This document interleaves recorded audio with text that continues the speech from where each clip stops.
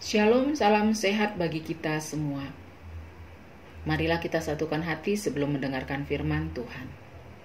Ya Tuhan, terima kasih untuk napas kehidupan yang Kau berikan bagi kami hingga saat ini. Kami mau mengisi hari-hari kami dalam tuntunan firman Tuhan. Oleh sebab itu berfirmanlah Engkau, kami telah siap mendengarkan. Amin.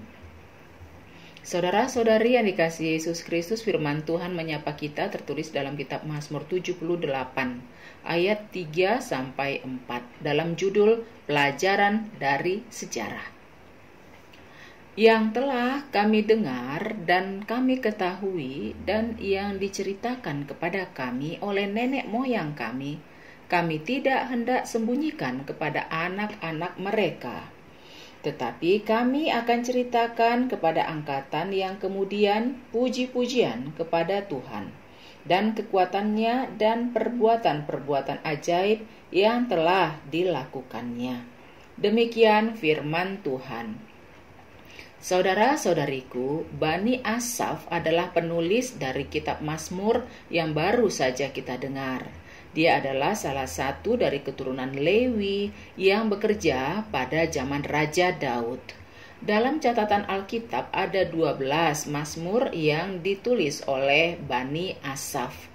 Bani Asaf senantiasa menyampaikan kesaksian dan nasihat-nasihat melalui nyanyian-nyanyian di bait suci, karena merekalah yang juga menjadi biduan di tengah-tengah pelayanan bait Allah. Dalam nyanyian-nyanyian mereka mencurahkan banyak nasihat, bahkan juga mereka boleh satu-satu waktu mencurahkan isi hati mereka secara jujur tentang apa yang terjadi di atas muka bumi ini.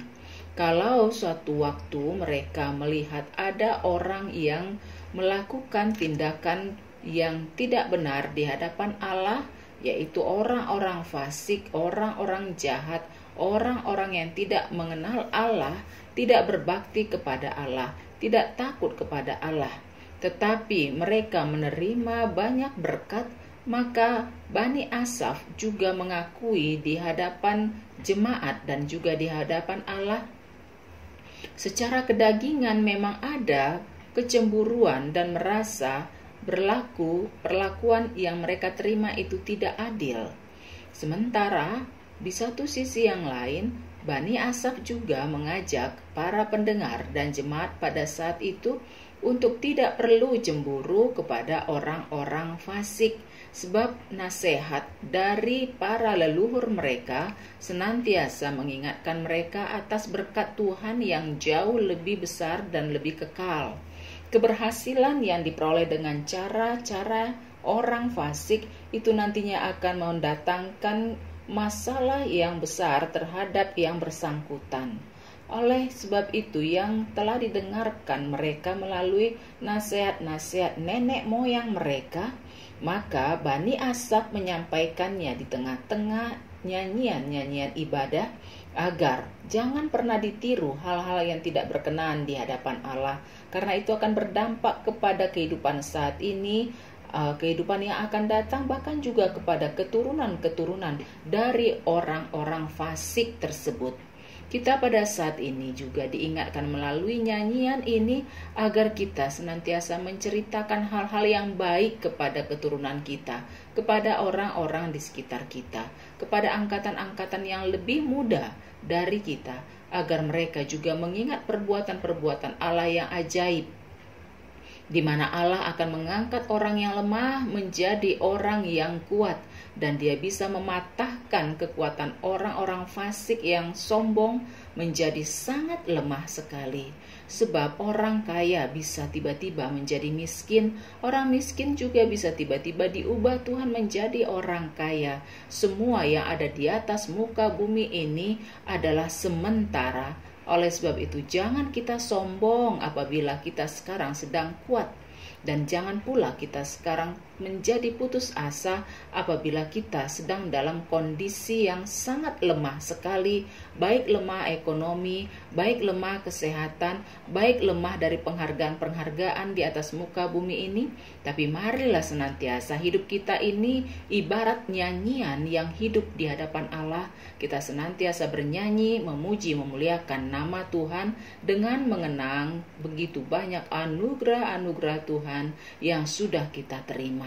Manakala pun sekarang kita sedang bersedih, berduka, sedang terpuruk dan lain sebagainya, mari lihatlah berkat Tuhan yang juga tersedia dalam kehidupan kita ini, yang justru mungkin lebih besar daripada masalah yang sedang kita hadapi.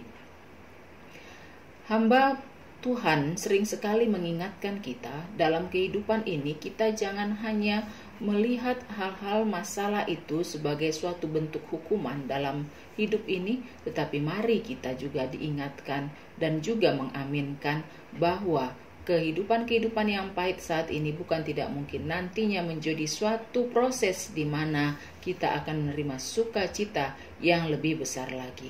Oleh sebab itu, sebagaimana Asaf yang senantiasa bernyanyi, kita juga boleh menelisik hati kita dan ingatlah apa yang tertulis dalam kitab buku NDHKBP nomor 11 ayat 1 yang syairnya kurang lebih demikian. Ahama ende honoku asa pujioku ho, ale Tuhan debataku, sai urupi au gugo. Aidang tarpa jojor au asini roham diau, alani hupuji ho tung maribu halido. Saudara-saudariku yang dikasihi Yesus Kristus, sungguh luar biasa anugerah yang sudah kita terima dari Tuhan. Kita tidak bisa untuk mengejanya satu persatu. Kalau oleh sebab itu, marilah kita senantiasa memuji dan memuliakan nama Tuhan, karena luar biasa kasih Tuhan dalam kehidupan kita. Baik suasana suka, baik suasana duka, bergumul atau sedang sukacita, tetaplah kita menyanyi memuji nama Tuhan sambil bersaksi anugerahnya begitu besar dalam hidup kita pribadi lepas pribadi. Amin. Marilah kita berdoa. Bapa yang Maha Pengasih, terima kasih Kau ingatkan kami pada saat ini bahwa dalam perjalanan hidup kami Engkau senantiasa bekerja, mulai dari leluhur kami, orang tua kami, diri kami, hingga seluruh keturunan kami. Oleh sebab itu, sadarkan kami bahwa dunia ini pasti akan berlalu dan kami harus mewariskan hal-hal yang baik dalam kehidupan kami. Biarlah catatan sejarah hidup kami senantiasa kami upayakan seturut dengan kehendak Tuhan, karena itulah yang menjadi kesaksian puji-pujian yang hidup dalam kehidupan kami pribadi lepas pribadi. Mampukan ya Tuhan kami mengerti firman yang baru kami dengarkan, terlebih mampu untuk melakukannya. Dalam Yesus kami berdoa. Amin.